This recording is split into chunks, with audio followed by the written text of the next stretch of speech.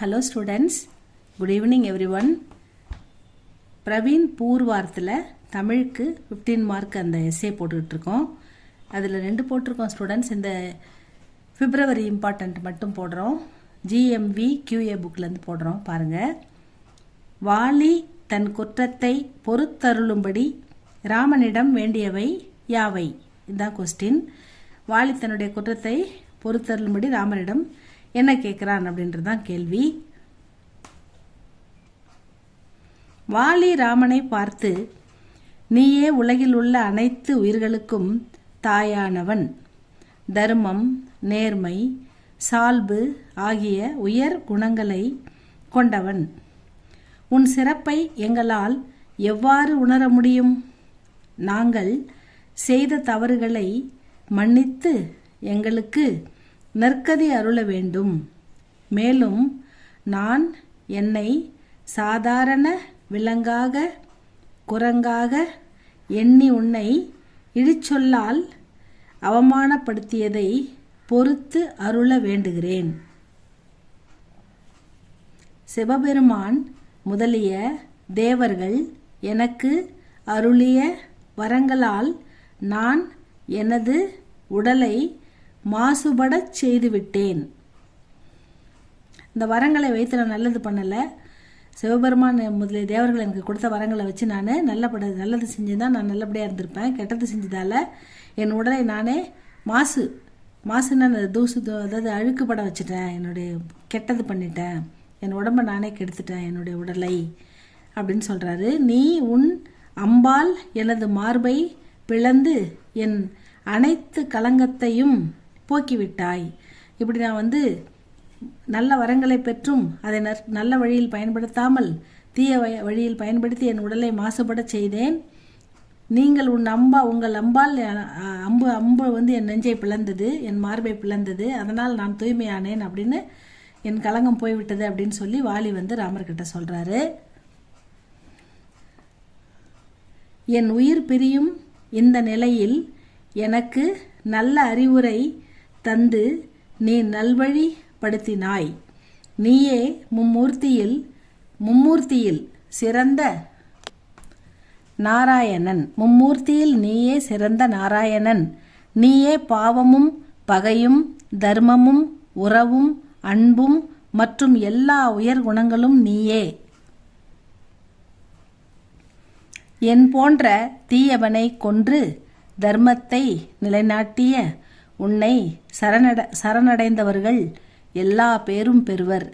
ராமன் என்ற பெயர் சொல்லை எனக்கு கிடைத்த வாய்ப்பே பெயரை சொல்ல, அதாவது ராமர் என்ற பெயரை சொல்ல எனக்கு கிடைத்த வாய்ப்பே மிகப்பெரிய பேராகும். உன் பெயரை சொல்ல எனக்கு கிடைத்ததே பெரிய வாய்ப்பு அப்படின்னு வாலி தன் தவறை உணர்ந்து பேசுகிறான். நீயே எல்லா பொருட்களிலும் நீக்கமர நிறைந்துள்ளாய். நீ எல்லா பொருள்களையும் நீக்கமர நிறைந்துள்ளாய். நீ யார் என்பதை நான் உணர்ந்து கொண்டேன். நீ இறைவன் என்பதை நான் உணர்ந்து கொண்டேன் அப்படின்னு வாலி சொல்றாரு. உன்னால் தான் எனக்கு வீடு பேறு கிடைத்தது. உன்னால் தான் எனக்கு நற்கதி, வீடு பேருனா நற்கதி கிடைத்தது. அறத்தின் முழு வடிவான உன்னை தொழுவதில் நான் முழுமை அடைகிறேன். உன்னை தொழுவதால் நான் முழுமை அடைகிறேன். உன்னை இங்கு அழைத்து எனக்கு மேலுலக ஆட்சியை என் சகோதரன் சுக்ரீவன் எனக்கு அளித்துள்ளான். நீங்கள் இங்கே வந்ததால் எனக்கு இந்த உலகை விட்டு மேலுலகம் செல்லும் வாய்ப்பை சுக்ரீவன் எனக்கு கொடுத்துள்ளார். அதாவது இந்த உலகம்னா இந்த உலக உயிரை பிரிந்து நான் இறந்து மேலுலகம் செல்கிறேன். அப்படி இந்த உலகை பிரிந்து மேலுலகம் செல்லும் வாய்ப்பை உங்களை அழைத்து எனக்கு சுக்ரீவன் அளித்துள்ளான் அப்படின்னு சொல்றாரு. உலக ஆட்சியை அவன் ஏற்று எனக்கு நற்கதி எனும் மேலுலக ஆட்சி அளித்துள்ளான். உலக ஆட்சியை அவன் ஏற்று, அதாவது அந்த நாட்டு, இந்த சுக்ரீவனுடைய அந்த நாட்டை ஆள்றதுக்கான பொறுப்பு அவன் ஏற்றுக்கிட்டு என்னை மேலுலகத்துக்கு அனுப்புகிறான் அப்படின்னு சொல்கிறாரு. இதை விட சிறந்த ஒரு நன்மை எனக்கு வேறு இல்லை அப்படின்னு சொல்கிறாரு. அழகிய வடிவுடைய ராமா, உன்னிடம் ஒரு வரம் வேண்டுகிறேன். அது யாதெனில் என் தம்பி சுக்ரீவன் ஏதேனும் தீய செயல்களை செய்வானாயினும் அவன் மேல் கோபம் கொண்டு என்னை மாய்த்தது போல் அவனையும் மாய்த்து விடாதீர். தீவை செய்தாலும் மறைஞ்சிருந்து அம்பு விட்டு என்னை கொண்டுட்டீங்க, அதுபோல் அவனையும் செஞ்சிடாதீங்க அப்படின்னு கேட்குறாரு. மேலும் இன்னும் ஒன்று வரமும் வேண்டுகிறேன். சுக்ரீவனை யாரேனும் தன் அண்ணனை கொன்றவன் என்று பழிப்பாராயின் நீ அவர்கள் அங்கனம் கூறாதபடி பார்த்து கொள்வாயாக. அதாவது அண்ணனை கொன்று ஆட்சிக்கு வந்துட்டான்னு யாராவது சொன்னாங்கன்னா அப்படி அவங்க சொல்லாத அளவுக்கு நீ பார்த்துக்க, ஏன்னா நீ அவன் என்ன கொல்லலை, நீ தான் என்ன கொன்ன அப்படின்னு சொல்கிறான். இதான் சுக்ரீவன் வாலி ராமனிடம் வேண்டியது அப்படின்னு சொல்கிறாங்க ஸ்டூடெண்ட்ஸ். இதுக்கு அடுத்தது இன்னொன்று இருக்குது. ராமன் வாலியை கொல்வதற்கான காரணங்கள் பற்றி எழுதுக. ராமன் ஏன் வாலியை மறைஞ்சிருந்து அம்பு தொடுத்தாரு, அதுக்கு என்ன சரியான காரணம் இருக்க முடியும் அப்படின்னு கேட்குறாங்க. அடுத்த கொஸ்டின், ராமபிரான் வாலியை கொல்வதற்கான காரணங்கள் பற்றி எழுதுக. ராமன் வாலியை நோக்கி, நீ முன்பு உன் எதிரி மாயாவியை துரத்தி கொண்டு சென்று பல நாட்கள் திரும்பவில்லை. அதாவது ராமபிரான் வாலியை நோக்கி சொல்கிறாரு, அவன் செய்த குற்றத்தை அவனுக்கு எடுத்துரைக்கிறார். ராமன் வாலியை நோக்கி, நீ முன்பு உன் எதிரி மாயாவியை துரத்தி கொண்டு சென்று பல நாட்கள் திரும்பவில்லை, அதனால் வருத்தமடைந்து உன்னையே தொடர்ந்து வர புறப்பட்ட சுக்ரீவனை உங்கள் குலத் தலைவர்கள் எல்லாம் தங்களுக்கு அரசனாகும்படி வேண்டினார்கள். அண்ணன் போருக்கு போனவன் வரல, அவன் வரும்போது வரட்டும், அது வரைக்கும் நீ எங்களுக்கு தலைவனாக இருன்னு அவங்க குலத்தலைவர்கள் அவன் சுக்ரீவன்கிட்ட வேண்டுறாங்க. சுக்ரீவன் அப்பெரியோர்களிடம், என் அண்ணன் வாலியை கொன்ற மாயாவியை அவன் குலத்தோடும் அழித்து பின் நானும் மாள்வேன். எங்கள் அண்ணனை அப்படி அந்த மாயாவி கொண்டுட்டானா அவனை கொன்று நானும் அழிவேன் அப்படின்னு சொல்லுவான், பாசத்தோடு சொல்லுவான். அழித்து பின் நானும் மாள்வேன், நானும் இறந்து போவேன், என் அண்ணனன்றி நான் அரசாள மாட்டேன் என கூறினான். அப்போ சுக்ரீவன் எவ்வளவு நல்லவனாக இருந்திருக்கான், எவ்வளோ நல்லது நினச்சிருக்கான், அண்ணன் மேலே எவ்வளவு பற்று பாசம் வைத்திருக்கிறான்றது ராமபிரான் கூறியதிலிருந்து தெரிகிறது அல்லவா. குற்றமற்ற சுக்ரீவனுடைய படை வீரர்களும் அமைச்சர்களும் மற்ற பெரியோர்களும் வற்புறுத்தி அரசுரிமையை ஏற்றுக்கொள்ளுமாறு வேண்டியதாலேயே முடிசூட்டி கொண்டான் என கூறினான். குற்றமற்ற சுக்ரீவன் அவனுடைய படை வீரர்கள் அமைச்சர்கள் மற்றும் பெரியோர்கள் இவங்களாம் வற்புறுத்தி சொன்னதால் மட்டுமே அவன் அரசு முடிசூட்டி கொண்டான் என்று கூறினான். மாயாவியை கொன்று மீண்டு வந்த உன்னை சுக்ரீவன் மகிழ்ச்சியுடன் வணங்கி, தமது இனத்தவர் வானரர்கள் என்னிடத்தில் வலிய கொடுத்த இவ்வரசாட்சி ஒப்படைக்கிறேன் என்று கூறி உன்னிடம் அரசை ஒப்படைத்தான். சுக்ரீவனிடத்தில்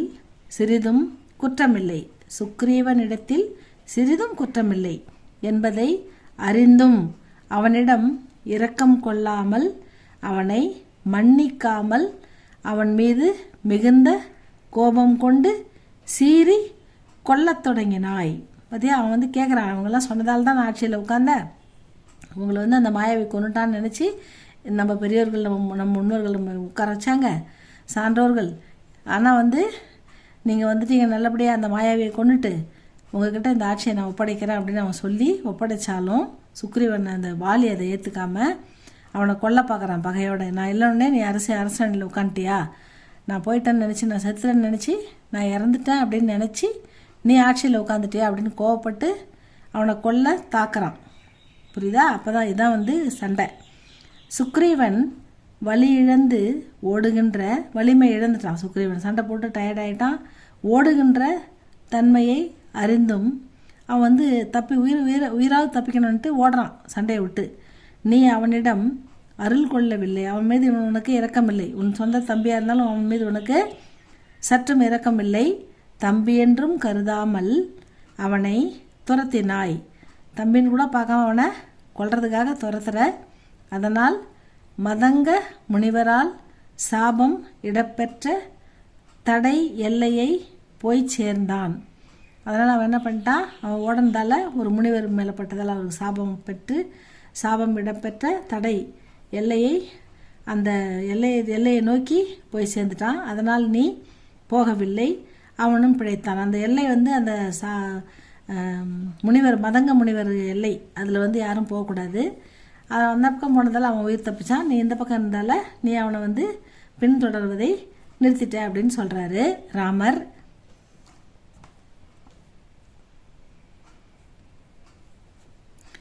பிறன் மனைவியின் கற்பு நிலையை பாதுகாக்கும் பெருமையே அற வழிக்கு உரிய செயலாகும்.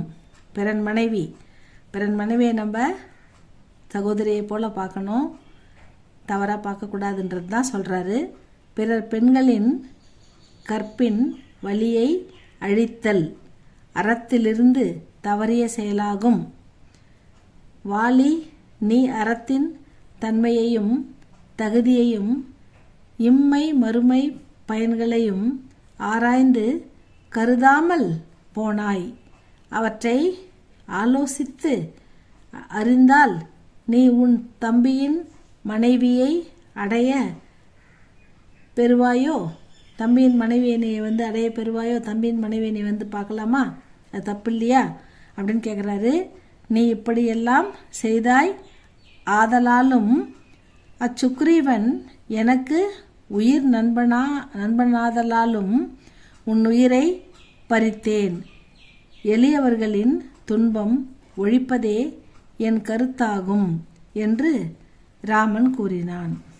இதான் ராமர் வாலியை பார்த்து சொன்னது. எளியவர்கள் உற்ற துணையாக இருப்பான் எளியவருக்கு, அதே மாதிரி வறியவருக்கு அக்கிரமக்காரர்களுக்கு உயிரை எடுப்பேன் அப்படின்னு ராமர் சொல்கிறாரு. நீ தவறு செஞ்சுட்ட, தம்பியின் மனைவியை நீ தன் மனைவியை நினைக்கிறது தப்பு, அறத்தை மீறிவிட்டாய்.